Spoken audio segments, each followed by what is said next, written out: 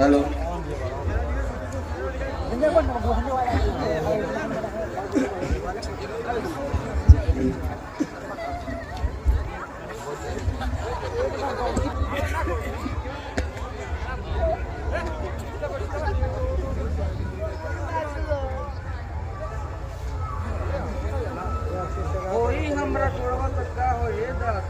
होई हमरा गोड़वा तक का हो ए दादा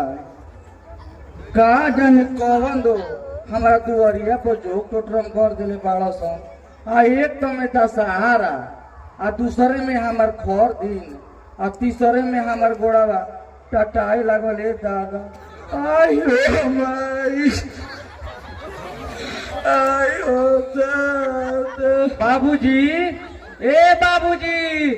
सुनत नहीं की हई देखी ना अम्मा जी दुआरा पर रोवत बानी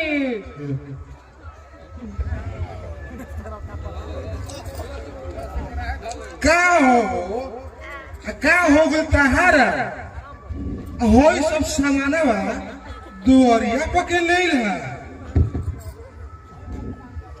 का जाने कौन दुश्मनावा जो टोटरम कर देले बाड़ा सन हमारा गोड़ावा से धंगा गोइल है और वही घड़ी से हमारा गोड़ावा दुखाता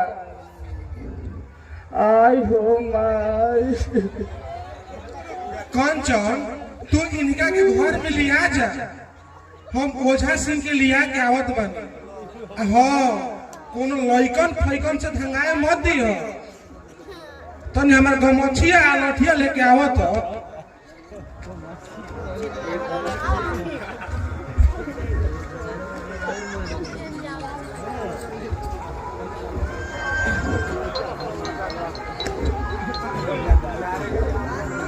चली अम्मा जी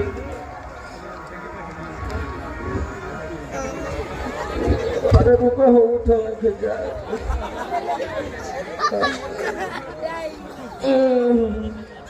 माई माई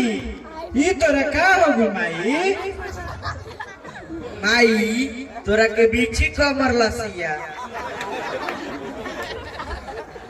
कौन मनी जो टोटरम कर देले बाड़ा सन वही घड़ी से हमर गोड़ावा से धंगा गोइल है और वही घड़ी हमर गोड़ावा टटाए लगल है बाबूजी कहाँ बाड़न माई बाबूजी तार ओझा के लियावे गोइल बाड़न तू लोग मुंह हाथ धो के नाश्ता पानी कर लो जा और समय से ट्यूशन चल जाइए जा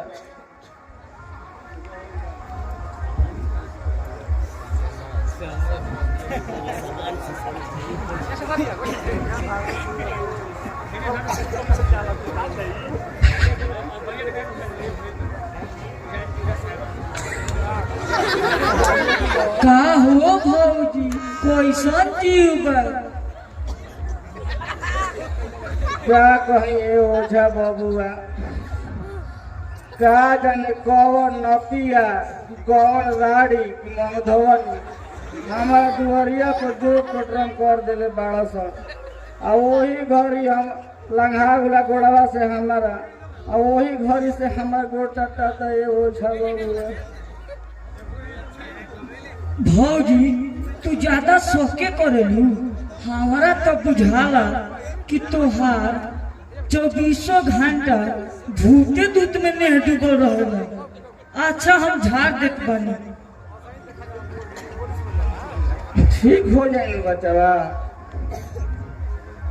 देखो हम अभी ऐसा ही झाड़ देत बानी अगर कोनो कारण ना हो तो ठीक हो जाई आ कोनो कारण होई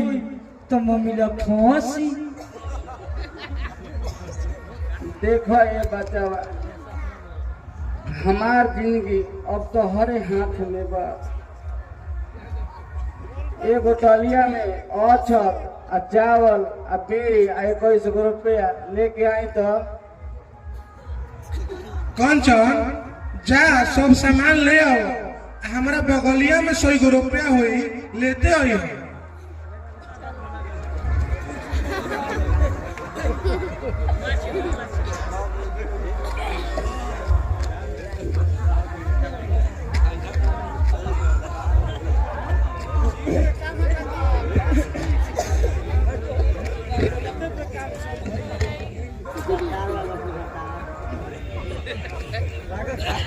What the girl?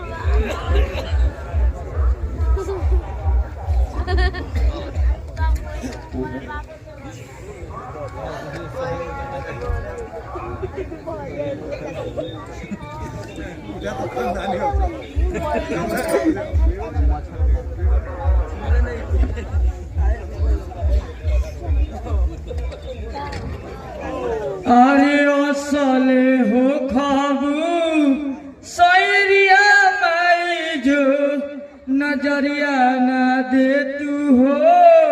ए मैया हो। अरे असल हो खाबू बामतिया बही जो छोड़िए न दे तू हो ए बही हो। अरे उत्तर दखनी बढ़नी पश्चिम बढ़नी बननी एक हाथ के धरती देख रे माई जीवना भरी के ममिला छिड़ गई भरल सभा में पानी उतर जाई। देख रे माई इज्जत के सवाल बा। हट माई एक पस करानी छिया एक बाल काटा छिया ओझा के बाल काटा छिया रे माई। ऐसे तो ई पारिवारिक मामला है बाकी ठीक हो जीबू 10-15 दिन में जैसन होई हमारा भी हाल चल भेजवा दियो। अच्छा तो शिव बहन भैया हम चलत बने कुछ लोग आयल हो हमारा दुआरिया को। बचवा मुंह हाथ धोले बड़ा तो कुछ खा के जइया। भौजी तू कह दिलू तो हम खा ली आ एगो काम करी नहा के आ कपड़ा बदल लियो आ होई तनी भभूतिया में से मुंह में डाल लियो। कंचन तू इनका के लिया के जा। हे भगवान सबकर भला करो, आज ओझा ना रहे तो सभे मरी जाए।